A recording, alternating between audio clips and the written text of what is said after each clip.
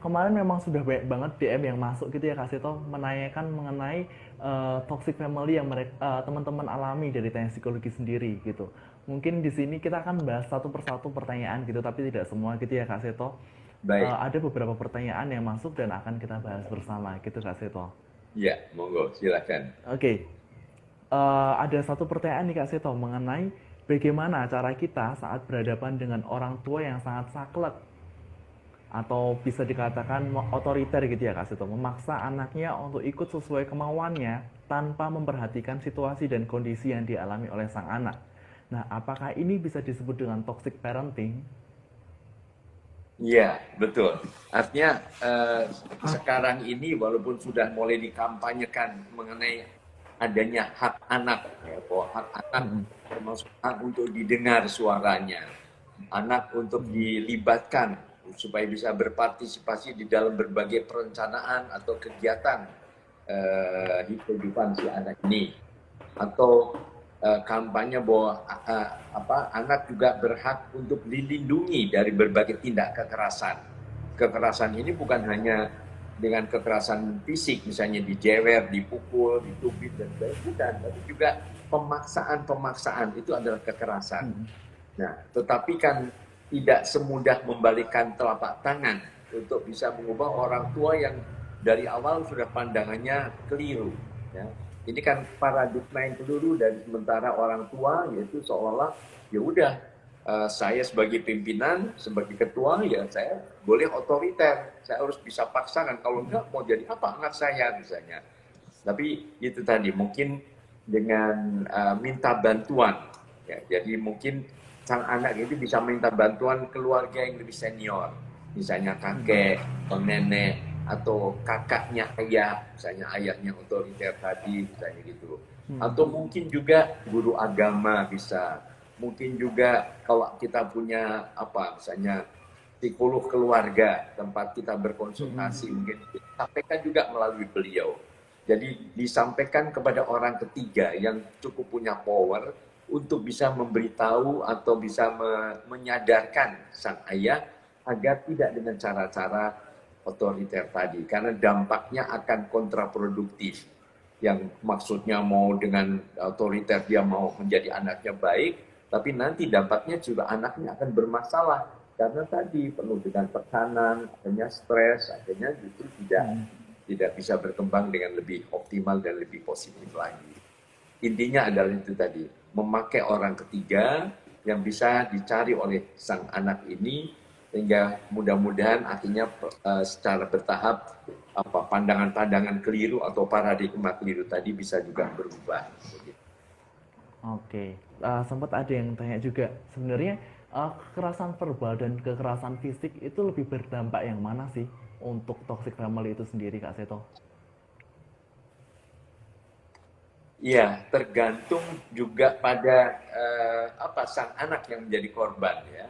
Jadi mungkin apa dia menjadi cubit dipukul, tapi mungkin ekspresinya tetap tenang gitu, nggak terlalu. Tapi dengan memelotot, kemudian mencaci maki, menghina, ya, yang merupakan apa pelanggaran apa harga diri sang anak itu mungkin akan sangat menyakitkan sekali. Jadi pemahaman kekerasan itu adalah suatu tindakan yang membuat sakit seseorang. Nah, pemahaman sakit itu bisa sakit secara fisik, tapi juga bisa sakit secara hati. Dan sakit secara hati itu jangan diabaikan soal cuma cuma saya bentak, cuma saya caci maki. Enggak, mungkin kan masih ingat dulu kan sakitnya tuh di sini gitu ya. Jadi sakitnya Iya. tuh di hati ini gitu. Itu tidak kalah dahsyatnya atau mengganggu ke perkembangan jiwa seorang anak dibanding dengan tadi secara fisik tadi begitu. Jadi mohon para orang tua hati-hati di dalam menjaga ucapannya, jangan sampai tadi justru melukai hati anak. Hati yang terluka ini bisa terekam sampai seumur hidupnya begitu. Oh iya, jadi memang harus hati-hati dalam bertutur kata ya Kak Seto ya, karena memang Betul, langsung ya, kena ke psikologi si anak itu sendiri gitu ya. ya, betul, betul. Nah, ini ada juga yang bertanya mengenai apresiasi Kak Seto. Tadi kan juga Kak Seto telah menjelaskan bahwa salah satu bentuk komunikasi dalam keluarga adalah memberikan suatu pujian atau apresiasi kepada anggota keluarga. Nah, ini ada yang bertanya mengenai em, bagaimana ketika keluarga itu tidak pernah memberikan apresiasi sedikit pun yang telah dilakukan anak. Apakah itu termasuk toxic family dan juga bagaimana cara mengatasinya?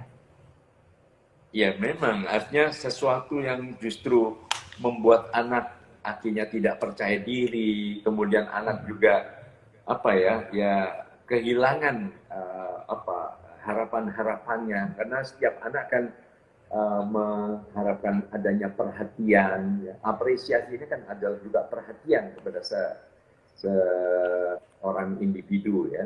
Jadi tentu anak itu juga akan terus sedih dan itu merupakan luka juga di hatinya karena dia akan berkata ayah bisanya cuma cari-cari kesalahan saya tapi tidak sedikit pun memuji, tidak melihat. Misalnya aku memang tidak pandai matematika, selalu itu yang dibilang, aduh bodoh, bodoh. Padahal aku bisa nyanyi, padahal aku bisa main musik, aku menggambar juga bagus, aku bisa menari dan sebagainya. Jadi ini yang kadang-kadang terlupa bagi orang tua, seolah-olah cerdas itu hanya pada satu bidang saja.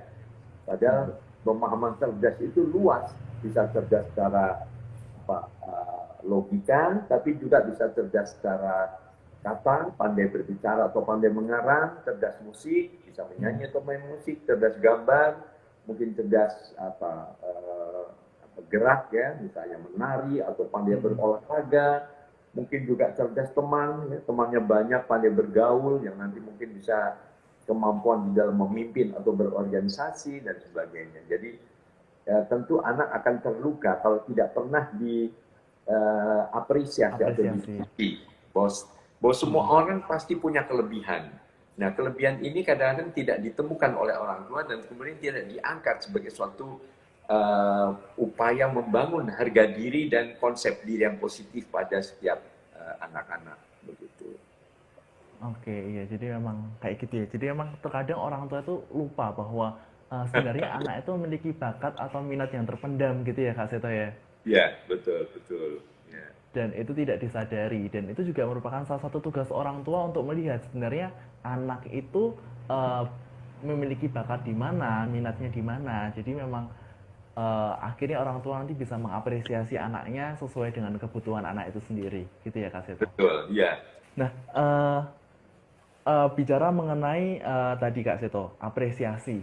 Kemudian ada pertanyaan yang memang sesuai nih. Bagaimana sih caranya menyikapi orang tua yang suka membanding-bandingkan anaknya dengan orang lain sehingga menyebabkan anak itu depresi. Nah, itu gimana tuh Kak Seto? Ya, Caranya? itu termasuk juga toksik juga, termasuk kekerasan, termasuk ya penelantaran dan sebagainya. Artinya itu paradigma hebat, paradigma unggul dan sebagainya itu terlalu sempit atau keliru ya, sehingga tidak disadari bahwa setiap anak adalah unik, otentik dan tidak terbandingkan gitu. Jadi jangan banding-bandingkan mana yang lebih indah, mawar atau melati atau anggrek atau kenanga gitu. Ibaratnya saya selalu memberikan contoh, ada 5 Rudi, tokoh yang serba hebat. Ada Rudi Habibie, ada Rudi Hartono, Rudi Salam, Rudi Khairuddin, dan Rudi Hadisuwarno. Rudi ini kan hebat di bidangnya masing-masing kan. Iya. Tuh, jadi Rudi Salam ya pandai acting sebagai pemain film. Rudi Hartono pandai main bulu tangkis, ya, juara dunia.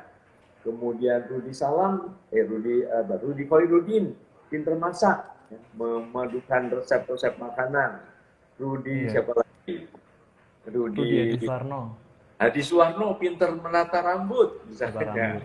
Rudi Habibie itu pinter membuat pesawat terbang dan sebagainya. Jadi marilah orang tua menemukan kehebatan setiap putra putrinya yang memang beragam dan unik dan tidak terbandingkan, nggak bisa dibanding-bandingkan begitu. Kemudian Betul. Betul. ini ada yang bertanya mengenai bagaimana cara mengatasi rasa bersalah karena ekspektasi orang tua yang tidak bisa dipenuhi anak. Nah, dari anak itu sendiri merasa bersalah nih Kak Seto karena tidak bisa eh, mewujudkan cita-cita atau harapan dari orang tua itu sendiri.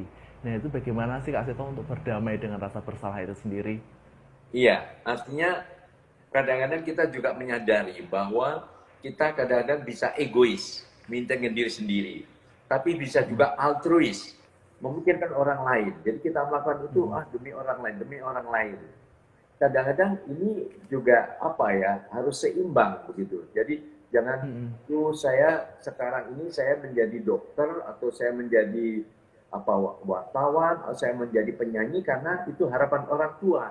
Jangan hanya itu saja, kita juga harus memenuhi apa keinginan kita sendiri. Apa yang membuat kita bahagia begitu. Jadi Oke. misalnya pernah ada kasus seorang yang setelah lulus, seorang pemusik ya, setelah lulus insinyur, sarjana teknik, dia serahkan ijazah insinyur kepada ibunya. Mama, ini ijazah ini buat mama. Mama puas kan?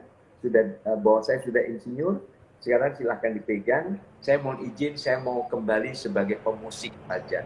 Karena saya ingin lebih sebagai seniman misalnya. Jadi kadang-kadang akhirnya ibunya juga sedih. Aduh, jadi kamu nggak bahagia ya? Gitu. Jadi ini yang harus juga dibicarakan dari awal.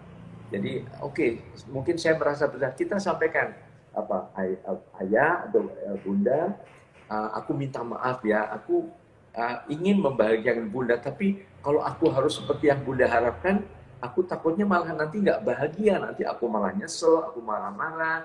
Boleh nggak aku minta izin, aku menjadi apa yang aku inginkan, misalnya. Aku ingin sebagai penari, aku ingin seperti penari, seperti sebutkan beberapa tokoh-tokoh penari misalnya. Jadi dengan cara begitu mungkin ada kombinasi atau mungkin ada perpaduan. Nah, kamu bisa kok jadi penari tapi seperti yang Mama bilang misalnya jadi dokter.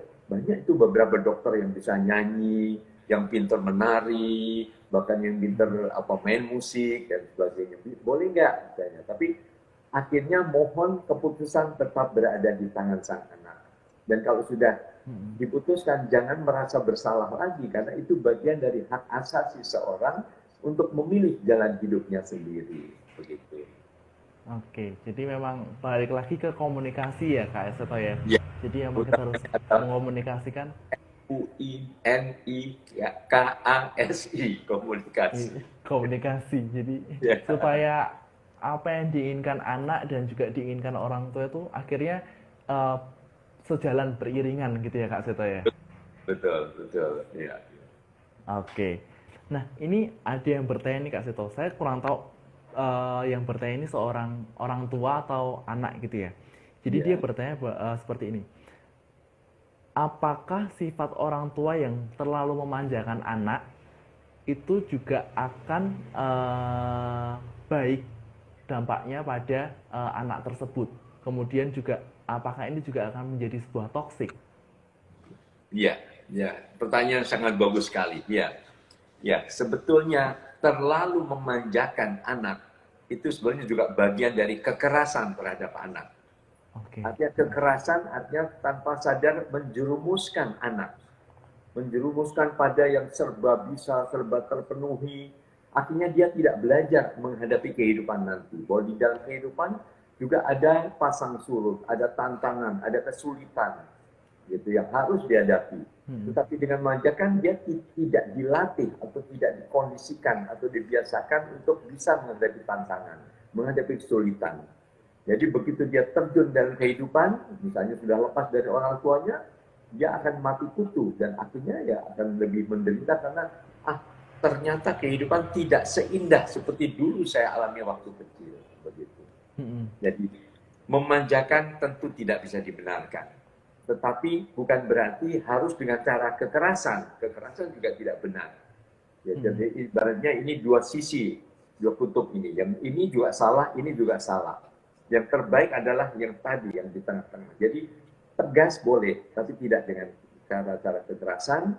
Kemudian memberikan haknya dengan memberikan semacam hadiah. Hadiah itu kan tidak harus diberikan mainan, diberikan handphone dan sebagainya. Tidak, tapi hadiah itu dengan senyuman, dengan apresiasi, dengan pelukan, dengan apa? Misalnya kata-kata ayah bangga pada Mona.